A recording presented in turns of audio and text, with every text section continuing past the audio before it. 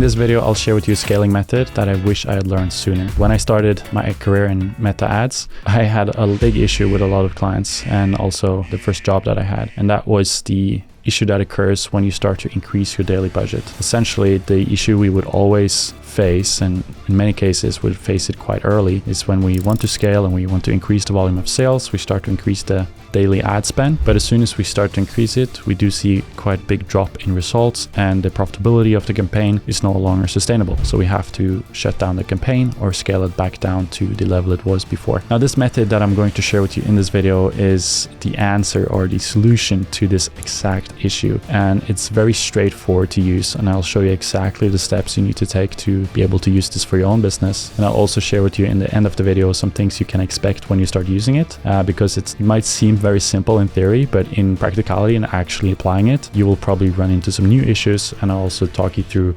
how we've dealt with those and how you can do the same. So as you can see on my screen here, this is the issue that I again and again ran into so many times over my career. And it's the issue that starts to occur when you start increasing your daily ad spend. Now, for every business, it will look a little bit different. The diminishing returns you have when you start to scale is different for most businesses. And that just depends on where your current scaling cap is. And there's many factors that play into that, but every business has a current scaling cap. It's the maximum daily ad spend you can use or the maximum daily budget you can have on your campaign before you start to see a lot of diminishing returns. So profitability drops. So what happens, as you can see on my screen here, we have the graph, which is the yellow one for the spend, and the results is in the orange graph. In the beginning, you'll probably see more parallel results. As soon as you increase a little bit, you also see an similar increase in your results or sales or conversions. But at some point you will start to see less increase in results compared to the increase in spend. And that's where you start to have the diminishing returns. And as you can see, the gap between results and spend increases over time unless you use the method that I will share with you in this video. Now, the main issues that occurs when this happens and you reach your scaling cap is, number one, you'll have diminishing return. Your profitability will drop off. This can lead into cash flow issues. You don't get enough income to your business to actually make up for the consistent increase in daily spend, and that can make it hard to continue to run your business if you continue to scale that way. And you're also not able to reach the desired volume. So if you have a lot of fixed cost in your business, or you really want to take it to a certain level in terms of volume of sales, then this problem right here is just not going to make that possible for you. Now, with the solution that I will share with you in this video, you'll have profitable scaling, number one. There will be very unlikely that you will actually increase your budget without also seeing a parallel increase in results. That's the whole basis of this method that I'm sharing with you in this video. This leads to consistent cash flow. So you're not running into any cash flow issues because as soon as you increase the ad spend, you also increase the results. It's a parallel increase. So there's no way that you can have any cash flow issues there. And you'll also reach your desired volume profitably. So you'll reach that volume of sales, conversions that you want to reach without sacrificing the short-term profitability of your campaign. And this is the whole way we run ads for our clients. This is not long-term marketing where you put in a bunch of money and you hope to see a return in 6 months or 1 year. This is performance marketing we're doing here. So when we increase the budget, we really want to see, in the next week or maybe just the next few days, we want to see a return on that increase in budget. And with this method, that is the only way to scale. Now, before we get into the actual strategy, make sure you click the link in the description of this video to get my free Meta ad scaling cheat sheet. In this cheat sheet, I will line out every step and everything you need to take into consideration when you want to scale with Meta. I'll also give you access to the break-even ROAS and CPL calculator, which is super helpful if you really want to get on top of your numbers, which is essential for you to scale profitably. So to show you the proof that this method actually works, as you can see on my screen here, this is one of our clients. This is an e-commerce subscription business. And as you can see, in the year 2023 and beginning of 2024, we were able to generate more than 5,000 profitable customers with this one campaign. As you can see here, we got 5,073 new customers at a 20% below the break-even CPA. So really profitable results. And also these are subscriptions. So this is not just a one-time thing. This is, we get new customers in on a subscription. So every new subscription is actually profitable, which is amazing because the LTV for this business is really high. So super profitable scaling. And the main thing I want to show you here is that if you see from around November 2023 to January 2024, you can see that we had an increase of 152% in ad spend. So we more than doubled the ad spend to a pretty high volume, but at the same time, we only had a 1.7% increase in the CPA, in the cost per acquisition. So the cost per subscription that we got in this case, that's the CPA, was just increasing by 1.7%. So as you can see here, we are totally avoiding the diminishing returns as we're scaling. And the reason why this happens is because of the scaling method that we use. That's what I'm going to now get into and show you exactly how you can apply it to your business. So as you can see now, I'm inside my ads manager, and I'll just set up an example campaign for you to show you how to use the scaling method. So the first thing I'm going to do is just click create, and then in this case we're going to do a sales campaign. Now depending on your objective, you will obviously choose the campaign objective that makes sense for you, but just note that this is not really possible for the awareness, engagement, and also I wouldn't recommend doing the traffic objective. I would only do sales and leads for this strategy. In this case we're going to do sales, and then I'm going to choose the manual sales campaign setting. I like to set everything up manually, and that's how we're going to do it in this video. So I'm not going to give it a name, but of course, in your case, you will give a relevant name to your campaign. And then what we're going to do now is we're going to put on the advantage campaign budget, because in this case, we're only going to have one ad set. If you were going to test out multiple different targeting options, which I rarely do anymore, because with the ad accounts that have historic data, the targeting will usually figure itself out if you just give it a broad option to go really broad. But if you're going to, have multiple different ad sets and you want to control the spend per ad set, then you wouldn't take this one on, of course. But in this case, I'm going to use the advantage campaign budget, previously known as CBO. Then we're going to set a daily budget. I'm not going to publish this campaign because it's just an example campaign, but let's go with 500 just as an example here. Now, the next thing you want to look out for, and this is super important because this is the whole main part of the strategy, and that is the campaign bid strategy. As you can see, by default, it's now set to highest volume. Now, I'm not going to get too deep into why this is the default, but in short, when you use highest volume, you're basically telling Meta, this is my daily budget. Go ahead and just try to spend it every day and just give me the most amount of conversions or sales that you can possibly get me.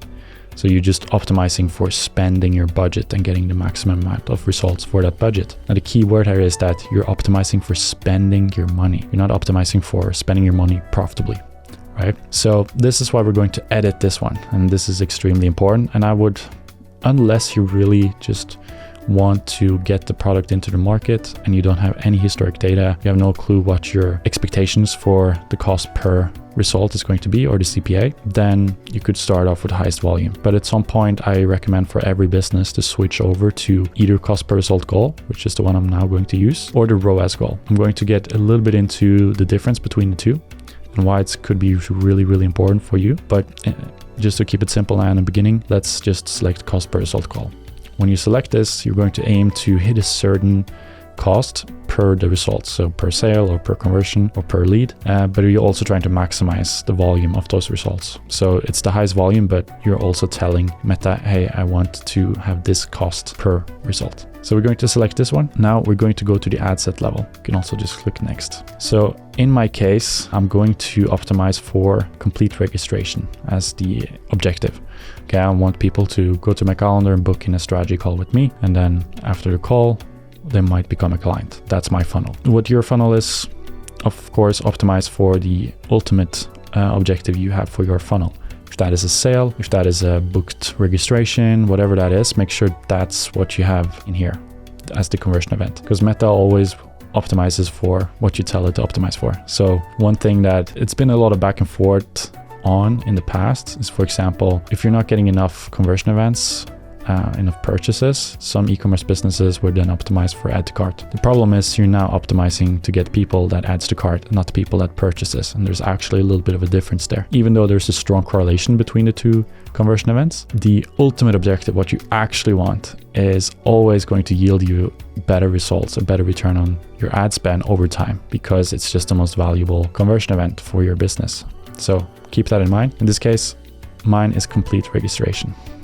Now, once we now scroll down to, as you can see here, cost per result goal. This is where you actually tell Meta what you're willing to, or what your goal cost per result is going to be. So if my calculations of the maximum I'm willing to pay to get a complete registration, to get somebody to book in a call with me, let's say that's 100, okay? I haven't done this calculation recently, so I couldn't tell you specifically, but of course, in your case, you want to stay on top of your numbers. If you're doing e-commerce, you want to know your average gross margin, and you want to use that, compare that to your average order value in your store. And once you know that, that's how you will choose your cost that you want to put as your goal. But I'm also going to get into, specifically for e-commerce and businesses with multiple different SKUs, why you should actually be using the ROAS goal. But just to keep it simple, again, now in this example, I'm using 100 in my currency, which is kroners, because I'm in Norway. Now, regarding the attribution setting, as you can see under here, if you show more options. So I'm not going to get into that because that's a whole nother topic, and I made other videos on that, but make sure you watch this video before you publish the campaign, because you will want to make sure you have the correct attribution setting for your campaign. Now, under audience controls, I'm not going to do anything here. As you can see, I have the location set in my country and I have minimum age 18, but other than that, everything is open. And the reason why I'm doing that is because I have a lot of historic data in my ad account. I've been running ads in the past. So by leaving the audience definition, as you can see over here, by leaving this one pretty broad, over time the campaign will get smarter, and I will not limit the ability for the algorithm to optimize on my behalf. I've set the ultimate objective that I want. I've also told Meta what profitability I can get that at, so what cost per result I can afford. And now I will not specify any more targeting, because based on that, Meta will figure that out itself. Now, if you don't have any historic data in your ad account and you're just starting out, then you might want to go down here and switch to original audience options. Use original audience. And by doing that, you will now have the ability to add in interests, depending on your business, running an advertising agency. So in my case, I would obviously then optimize for e-commerce as an interest, right? Because I help a lot of e-commerce businesses. Make sure you always look at the interest and not the employment or something like, or jobs, because that's very different and that can limit your audience size a lot. So just keep that in mind. Then I would select a lot more like relevant interests based on this, and that way the algorithm would optimize over time. But because I do have my pixel on my website and I have historic data, I don't need to do this. All this being said, I'm not going to get too deep into the targeting settings and how to target on Meta ads. I will make another separate video on that, so make sure you subscribe and turn on the notification bell so that you see when I upload that video. So I'm going to do a specific video for targeting in 2025 on Meta ads. Now, the next thing we're going to do is obviously set up the actual ad, the creative, and this is extremely important because this is the main lever you can pull to get good results for your ads. But I'm not going to spend a lot of time talking about how to make effective creatives because I have a bunch of videos on that. What I want to focus on in this video is going back to the bid strategy. Right? So in this case, now we use the cost per result goal. Now let's talk a little bit about what you can expect when you now launch the campaigns. So let's say we set up the targeting, or we let it say stay broad as I've done in this example, and you have between 4 to 6 different ads that you think are going to be really effective for you. Now, when you start publishing this campaign and you start to get data on it, you will probably see that some days the results are not going to hit your goal at all. So I'm going to show you now an example of one client ad account where we actually use the cost per result goal and how that actually looks in the ads manager when you start using it. So as you can see on this campaign, the prospecting campaign that we have for one of our e-commerce clients, you can see we're using the ROAS goal as a bid strategy. And that's essentially the same thing. It's a cost controlled bid strategy, but instead of optimizing for specific cost per conversion, we're here optimizing for ROAS target. Now, the only difference is when you use a ROAS goal, you will optimize for an average ratio between the spend and the conversion value or revenue that you get from that spend. So what that means is some orders, specifically if you're doing e-commerce, some orders are probably having a higher value. And if you're only optimizing for cost per conversion, that's not being taken into consideration in terms of the ROAS that your campaign is getting. So let's talk about an example. Let's say you're getting a conversion for, let's say, $50 per conversion. Now, if one of those or multiple of those conversions have a much higher order value, so the customer spent a lot more in your store, that's not going to help you get campaign to spend more. So let's say your target is actually $45 per conversion, and that's what you set as the cost goal. But on average, your cost is 50. So you're not hitting the goal. And when you're not hitting that goal that you set in the bid strategy, it's very likely your campaign will not spend as much money as you want. So you're not hitting that volume that you want. You're protecting your profitability based on the goal that you set, but you're not getting the volume of spend and volume of conversions that you want. But let's say we're using a ROAS goal, and we set the goal of ROAS to a 2.0 ROAS, so 2 ROAS. So for every dollar we spend on ads, the goal is to get $2 back in revenue. right? So we have a 2 ROAS as a goal. And in the same example, if this is the bid strategy that we use, the ROAS goal, and some of those conversions that came in, even though the cost for the conversion in total was, $50 on average, some of those conversions were a lot more valuable than the others. So they helped increasing the overall ROAS. And in that case, the average ROAS for the campaign can become a lot better, right? So let's say we got a 2.5 ROAS. Now we're 0.5 ROAS above our target of 2. In that case, we will spend all of the daily ad spend. And in some cases, this will allow us to even increase the ad spend and continue to increase the volume. So if you have a lot of different products and there's differences between the order value that you get in your store or on your website, then I would highly recommend using the ROAS goal, because it gives you more flexibility when you have different price points and different margins on the products and offers that you have, and it makes it a little bit easier to scale. But if you're like me, in my case, I just have one objective that I'm optimizing for, and I just have one cost number that is associated with that objective. In that case, you might as well just use the cost per result goal, because you don't have any differences in value for your conversions. So to actually show you an example of what it looks like when you start to use this bid strategy in your campaigns inside Ads Manager, I'm going to show you one of our clients' ad accounts here and show you what it looks like in the results when you start using this. So this is the campaign, and as you can see, we set the cost per result goal to 300 Norwegian kroners per result, which is around $30. And that is based off of the break-even calculator, which you will get if you click the link in the description.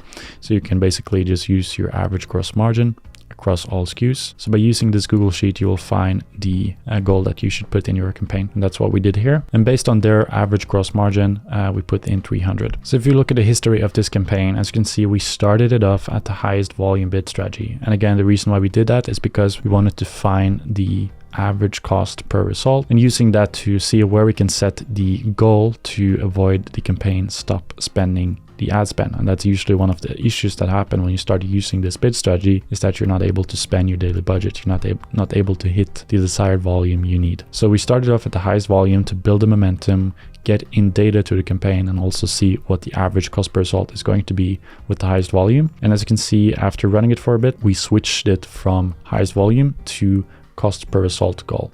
Now we started it a little bit higher at 350, and then over time we lowered it to 300. And the reason why we started it at 350 was because we wanted to be a little bit conservative, make sure that the campaign wasn't going to stop spend. And we saw that based off of the average cost up till that point, setting it at 300 would be too drastic and will probably make the campaign stop spending budget totally. So we started it off at 350 and then we lowered it to 300 after we got more consistent data and the results got better. Now, as you can see on the results here, this is showing you the time period where we started the campaign in the middle of July 2023. And then you can see that we have a lot of days where the cost per result is quite a lot higher than what we can afford for it to be profitable. We have these spikes here. One day, August 12, we had 532, which is way above what we can afford. And we had some other days where it was way too high. So as you can see, after we start applying the cost per result goal, it stabilized quite a lot. So around here, September 11th, that's why we applied it. And as you can see, the following days, it stabilized and we were hitting our goal. Now, at the same time, during that time period, we were able to increase the volume quite a bit. As you can see here, over time, the volume of conversions did increase and the amount of spend also did increase after we did apply this. And the reason for that is because when we applied this bid strategy, we felt more secure that, okay, let's apply this bid strategy to protect our profitability, but let's also increase our daily budget so that if the campaign is able to hit this goal, we will allow it to spend more money. And that's one big benefit of using a cost control bid strategy. You can allocate your spend across a time period that creates a more efficient ad spend, more profitable results. You probably see already in your business that you have some periods and some days throughout the week where you usually see better results than others. And if you then can allow your campaign to spend a lot more on the good days. So let's say, for example, you have one Saturday where the results are really good and the algorithm sees a lot of potential for you, but your daily spend is limited to, let's say, $200. Then the campaign can actually, even now by default, it can stretch above that, but it's still limited. It can't stretch that far above the 200 that you have set as your daily budget. But if you do use cost control bid strategy, so cost per result goal or ROAS goal, you can essentially just set your daily ad spend way higher. Instead of 200, you can set it to 600 or maybe even 1,000. And on those good days, you will be able to capitalize a lot more. And you can allow yourself to do that because the cost control bid strategy will make sure that you're not spending that money unless you're hitting your goal. Now, one thing to keep in mind is that on some days, you probably will not hit your goal at all. And even on consecutive days, you'll probably sometimes see that you're not hitting your profitability goal. You're not getting the ROAS or the cost per result goal that you need. Now, keep in mind that when you apply this bid strategy, the ROAS goal and the cost per result goal will try to average you over a 7-day period. So if you can see on my screen here, you see some days here, we are quite a lot above the goal. So some days it spikes, this one 335. On this day, we're way above, and we have some days where it really spikes high. Now, this is glitches in the algorithm, right? Sometimes it's just not able to figure out the probability of like getting you an impression for an ad, and it can't really calculate exactly if that's going to turn into conversion at the cost that you have set. So it will try to average you out. It will find some cheaper conversions for you to average you out over a 7-day period. 7-day period because that's the 7-day attribution window. Your campaign can still get credit for conversions throughout the 7 days. So on a 7-day period, that's how you should look at your results, not on a day-to-day period, because then you might panic. Some days it's just not going to hit your goal. So keep that in mind when you start using this bid strategy. So to summarize what I've been talking about in this video, make sure that you use the highest volume bid strategy only if you're optimizing for spend. And if you're starting a brand new campaign with quite a fresh ad account, then it might make sense for you to actually start with highest volume. But for a lot of businesses, and I would say 99% of businesses, at some point you should definitely consider switching to a cost control bid strategy. It's either a cost per result goal or a ROAS goal. And one thing that I haven't talked about in this video, that I have talked about in another video, and I'll leave the link in the description if you want to check that out, is another cost control bid strategy that's called bid cap. And that one is rarely working. We've only had one client where we really got that to work. And the reason being, it's very hard to get campaigns to spend when using the bid cap. But on the positive note, using a bid cap is forcing you to, almost like a day-to-day basis, never go over the cap that you set per conversion. So with the ROAS goal or the cost per result goal, it will try to average you out over a 7-day period. But with the bid cap, you will on a day-to-day basis always stay at your cap. But again, it's very difficult to get it to spend. You need a lot of volume, a lot of data to get that bid strategy to work. But again, I have another video, so check that out where I talk you through how we got it to work really well for one of our clients. Keep in mind, again, when you start using this bid strategy, you need to understand your numbers. If you put your cost per result goal or your ROAS target too conservatively, a big mistake a lot of people do, and turns into that the campaign is just not spending enough money to hit the volume that you need to get the sales to cover all the other costs in your business, the fixed cost. So what you can do is, as I show you in the example that we did for our client, we switch from highest volume to cost per result goal, but we set the cost goal a little bit higher in the beginning, and then we over time slowly put it down to make sure that we're hitting our results that we need first, and then we lower it to maintain the volume that we need. And also make sure that you set a much higher daily budget with this bid strategy than you would with a highest volume bid strategy, to make sure that you capitalize on the good days and allocate your spend across a time period that allows you to capitalize more on the good periods for your business. So that's how you use this bid strategy. Make sure you test it out and let me know in the comments below if you have any experience using cost control bid strategies, what you have experienced when using it, and if you have any questions to anything that I talked about in this video, make sure you leave it in the comments below and I'll go in and answer you. Thank you so much for watching this video, and again, I will remind you, make sure you click the link in the description of this video to get the scaling with Meta Ads cheat sheet that I made for you. It's totally free. I'll send it right to your inbox. Just leave your email below and I'll send that to you. If you want to see future videos like this and learn more about Meta Ads and just see more of the lessons and learnings that I share along the way as I help my clients with Meta Ads, make sure you click the subscribe button below and leave a like as well if you want to see future videos like this. So thank you so much for watching, and I'll see you in the next video.